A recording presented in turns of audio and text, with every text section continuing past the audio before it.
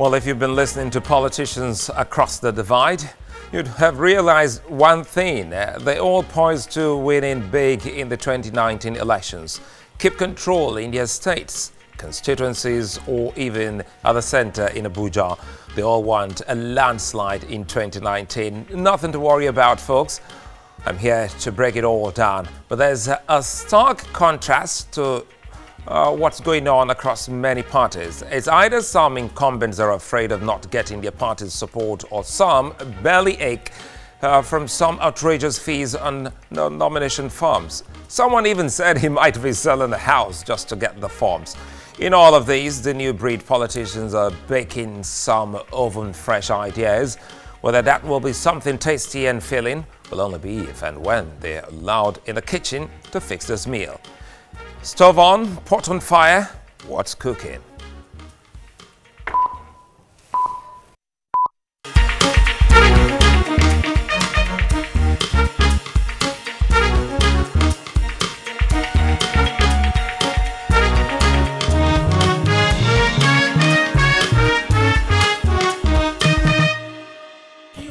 From the Special Assistant to the President on National Assembly matter for the Senate, Ita Enang, he stated that contrary to what has been widely reported, card readers were never part of the bill, and the presidency had since noted this. Now, Senator Enang stated that according to the bill forwarded to the presidency on the 3rd of August this year, there was no stipulations or suggestion on the use of card readers. Enang clarified in the letter that the February 20th and June 27th bills transmitted to the president did not make it exclusively compulsory for the president. However, he admitted that provisions were made for the possible use of card readers in both bills. Well, you can watch us live online on the go at tvcnews.tv/live-streaming. We're all live on YouTube, TVC News Nigeria Live, and youtube.com/politicalstew. Watch us live on Facebook and try to visit our website politicalstewng.com for updates on the program and news on politics and national development. We'll take a moment and I'll be back.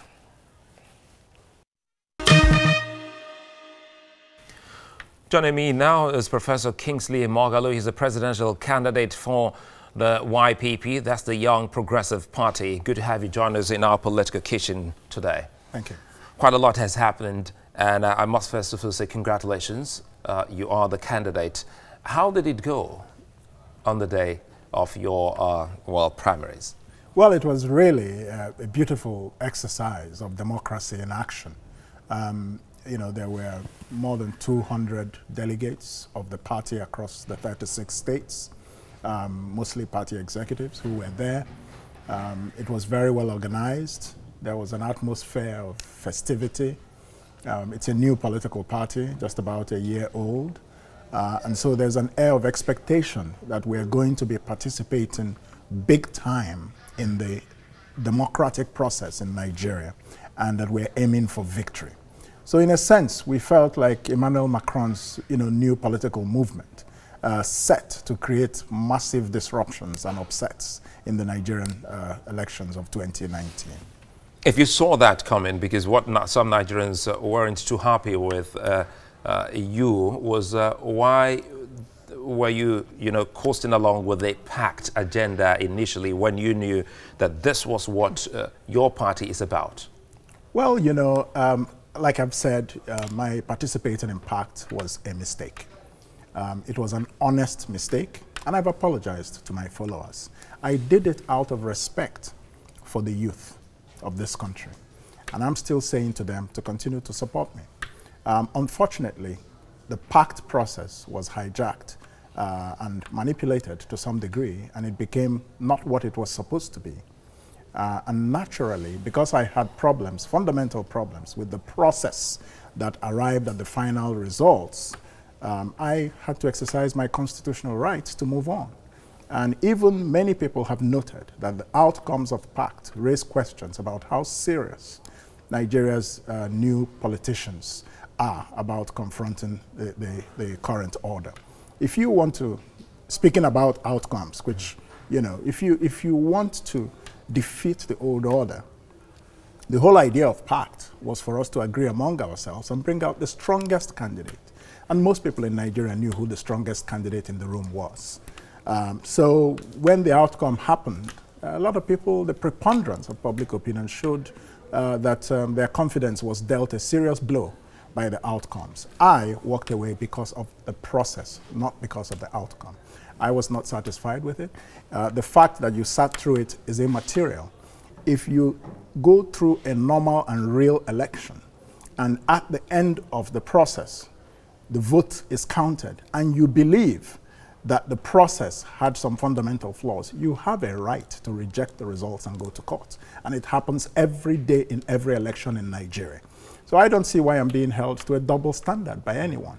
I shouldn't become a prisoner of my honest intentions.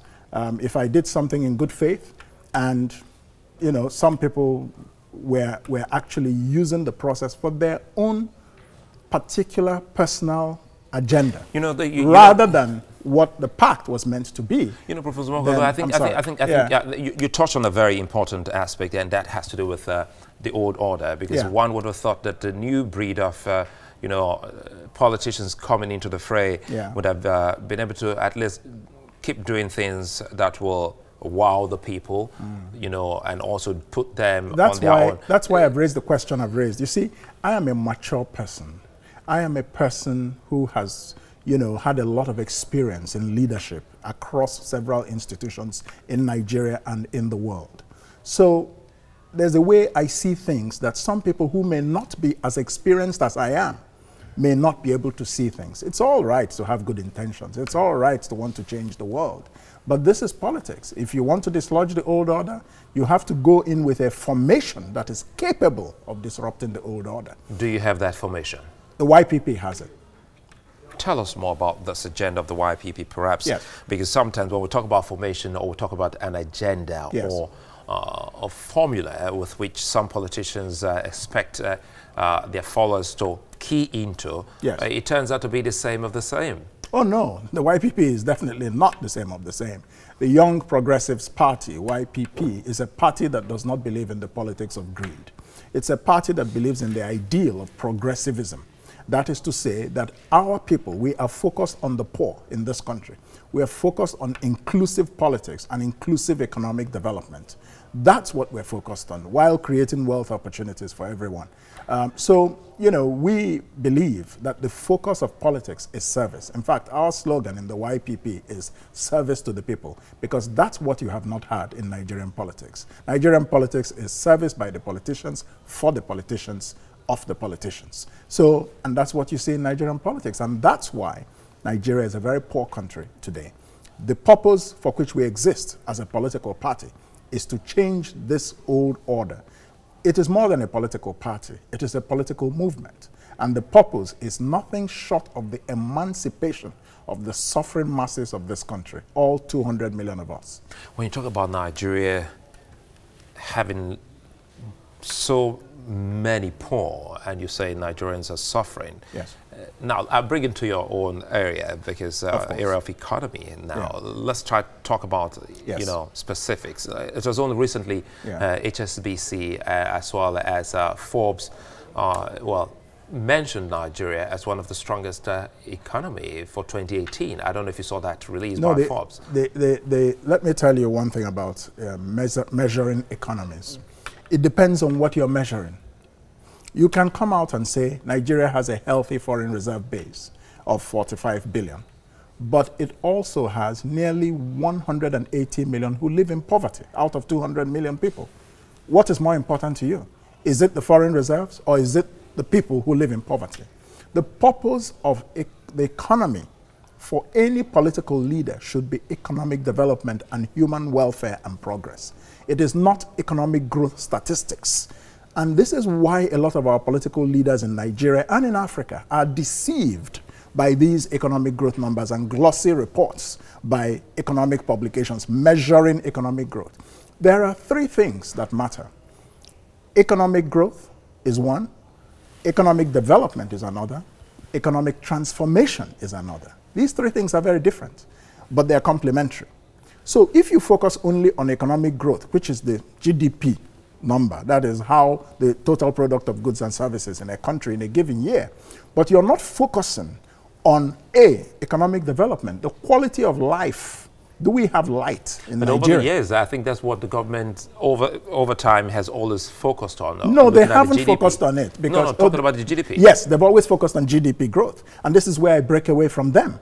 That's the presidency that I will bring. The Kingsley Moghalu presidency will be a focus on economic development, the human welfare and the standard and quality of life of Nigerian people. Do we have electricity 24/7? 60 years of independence and we have 4,000 megawatts of electricity still. And you're counting to me a publication by some bank in Europe? I'll come back to this. I'm not taking this off you. No, I know. Let me just finish. It's very important that I finish this train of thought. Go ahead. Yeah, please. Because I've talked about economic development, which is very important. You know, healthcare, the healthcare system, the educational system. You know, how long, averagely, do we live in Nigeria? You know? We live average for about 50-something years, but most people in countries that are doing well live average 70 years. Then you now move to economic transformation. That is to say that the structure of the economy becomes productive fundamentally. It manufactures complex products and exports them. That is now when you begin to talk about the wealth of nations. GDP growth in and of itself does not produce the wealth of nations. You know, I was actually going to stop you and, you know, put this because you were a deputy governor of the Central Bank. Yes, of course. And I would have thought that being someone in academics and someone who has really got his hands on issues would have written to the government then while you served and say, hey, wait a minute, this is not about looking at the GDP, just as you've highlighted. Did you at any point in time, you know, draw the attention of the government to help them? Because you're a Nigerian and you're, if you're passionate about the survival of this country, then I'm quite sure you would have done something there. Of course we did. Let's go back to what you did then. Of course we did. The central bank as an institution, don't forget, you had the governor and the 4 deputy governors, so it's a collective leadership system. We made several presentations to the government, both in the economic team and outside of the ambit of the economic team, about the direction in which the Nigerian economy should go. The fact that politicians who have different agendas and have very limited understanding of economic transformation decide to follow their agenda, which is not necessarily the agenda of the Nigerian people, cannot be blamed on us. We told the government what we thought. They don't have to follow it. Now, there's one problem I want to explain to you, or there's something I want to explain to you. Many people think that the Central Bank of Nigeria controls the whole Nigerian economy. No. The Nigerian economy, the management of the Nigerian economy is broken into 3. 1, national planning. That's why you have the Federal Minister of Planning. That is the economic planning responsibility. 2, fiscal policy. That is taxes and earnings of revenues from petroleum or other sources by the government. That's the Federal Ministry of Finance. Then 3, monetary policy, which is the central bank's role, and financial regulation, central bank, and payments system regulation, central bank. People don't understand these differences. So they always kind of feel that everything that happens is the responsibility of the central bank. Let me also remind you that the Sanusi Lamido Sanusi Central Bank, in which I was the deputy governor, for financial stability, was a fantastically successful central bank. We brought inflation down to 8%. From double digits, we brought inflation crashing down. By the time we left in 2014, inflation was at 8%. After we left, it went back up to 17, 18% and started coming down now to about 13% or so. Why was that? No, that's we'll come back to that. Now, yeah, well, we have to. We must. We must come to that. Number 2, the financial system was massively reformed by the central bank, and I was in charge of the implementation of those reforms. We stabilized the Nigerian banks. We made sure that no bank failed after the global financial crisis. We made sure that no depositor lost 1 kobo in the banks. In Europe and in other parts of the world, banks were failing. People were losing their money. But in Nigeria, we held the fort, and we held it successfully. Now, we also restructured the banks. We have global banks, national banks, local banks. And we created other avenues of development, finance, and so on. We started the Nigerian incentive-based risk-sharing agricultural lending system. It's called NERSAL. whereby we began to fund agriculture in a market-based principle, but we provided some kind of insurance for failures of the market. Now, that program is still on till today, and it's helping a lot of Nigerian farmers. So, the fact is that we were very successful in our part of the economy. Now, the politicians who were looking for oil money, Nigeria's oil resources were at earning $100 per barrel for quite a while at that time. And yet they could save nothing. We kept talking about the importance of saving for the rainy day. They wouldn't listen. Nigerian politicians are a visionless and profligate lot. And that is why I'm running for president. Because I don't want to be a technocrat anymore, making recommendations for how Nigeria can be better, and politicians with selfish and corrupt agendas are ignoring you. No, I want to be a political leader. I can imagine how painful. I know how painful it can be when you come up with your idea, because virtually everyone must have actually done a thing or two, you know, growing up, and you know you have a fantastic idea, and you bring it out, and no one is listening. No one is listening. Now, perhaps instead they feel threatened. Because I'll come back to all of that, especially when we talk about politicians and looking at your agenda, talking about what you hope to do for the economy, but possibly so. I still want to go back and ask what exactly they did wrong after your administration, because a lot of Nigerians are still talking about the pain they went through, looking at the exchange rate between the naira and the dollar, looking at a whole lot of things. Let me now tell you what went wrong. Good. Let me answer that question. 3 things went wrong. 3 things.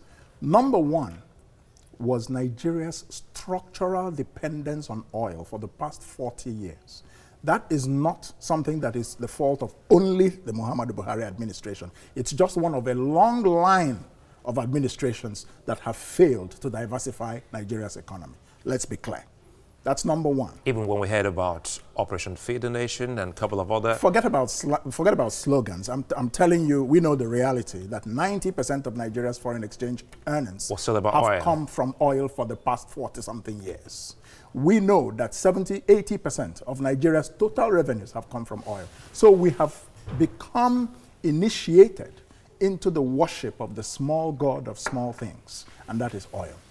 And that has made this country very poor, because you cannot rely on a natural resource solely and expect that your country can become wealthy from that. You must turn it into value. How can we export raw petroleum and then import refined petroleum products and then subsidize the importation of the refined petroleum product because the politicians want to pretend to the citizens that they are blessed, quote unquote, with oil and that oil is cheap?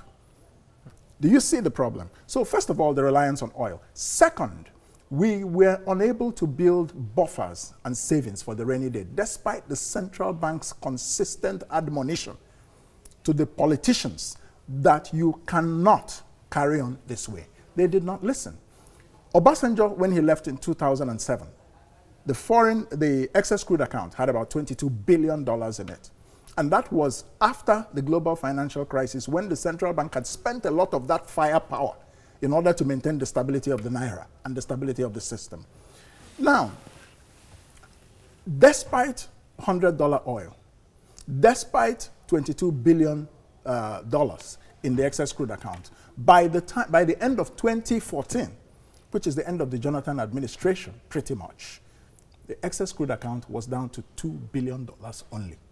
The politicians had blown it, both at the federal level and the state level. The people, some of the people who refused and argued against savings today are kingpins in the APC government. Yeah, I think history really, we know that. We saw them then on live television talking about the need for them to disburse those monies to states. Exactly. So that's number 2. I'm taking this in a very clear order so that Nigerians out there understand what went wrong. First, the reliance on oil. Second, the refusal of the politicians to save. Third, the incompetent response of the Muhammadu Buhari presidential administration when the oil prices collapsed at the end of 2014 and going into 2015. And that was the most immediate cause of the recession. How did they fail? They failed because if you rely on the price of oil, if you rely on the price of one commodity, the money you earn from that commodity begins to determine the value of your currency. which should not be in a normal economy that is functioning well. The price, the value of the currency should be determined by how productive the economy is and how it exports. That's what determines the value of the dollar, the value of the franc, the value of the yen, and all those things. It's not what determines the value of the naira. The only thing that determines the value of the naira is how much money we make from oil. So when the oil price begins to crash, people lose confidence in the currency. You see what I'm saying? So when this happened, of course, the value of the naira began to fall. Instead of responding by adjusting, allowing the naira to find its true value, because despite this, Nigeria is a big market for foreign investors. If you had left the naira and foreign investors now feeling that they will make a profit, begin to bring in a lot of dollars, eventually the value of the naira will stabilize. This was not done. This administration insisted on a fixed exchange rate. President Buhari had already told us, campaigning for president, that 1 naira will become $1. How on earth this was going to happen, I don't really know. Was that news? Because a lot of fake news around till date. I tried there looking were reports. for, There were reports. Yes, I understand so they were, because I tried looking for that, you know, feed to see where he said that. I still really can't find that. Well, there were reports at that time during the campaign. But anyhow, that's different. The issue is that President Buhari wanted the naira fixed to the dollar, and the central bank, abdicating its responsibility as an independent central bank, went along with him. That's where the recession happened. When it should have been an independent voice. When it should have been an independent voice, like we were during our time. President Jonathan could never give Lamido Sanusi an instruction on how to run the economy or how to manage the foreign exchange reserves. That's our job. The laws say that the central bank cannot take instructions from any outside body in the performance of its functions. The presidency inclusive. The presidency inclusive. In fact, especially the presidency. There are 2 or 3 things in the Central Bank Act where the president has a role. Outside of those things, no. The president has no business interfering in the functioning of the central bank. That's what happens in mature economies, and that's why their economies grow. Because if you allow politicians to interfere in the functioning of a central bank, they want short-term political capital, which will cause long-term economic sorrow. So when this was happening, the central bank now fixed the rate of the naira to about 200 to the dollar, right? What happens? Foreign investors stop bringing in money. Scarcity of dollars. Once dollars are scarce, once you don't allow a market to function properly, once you begin to interfere, scarcity is what will result. Once scarcity comes in, black markets come in.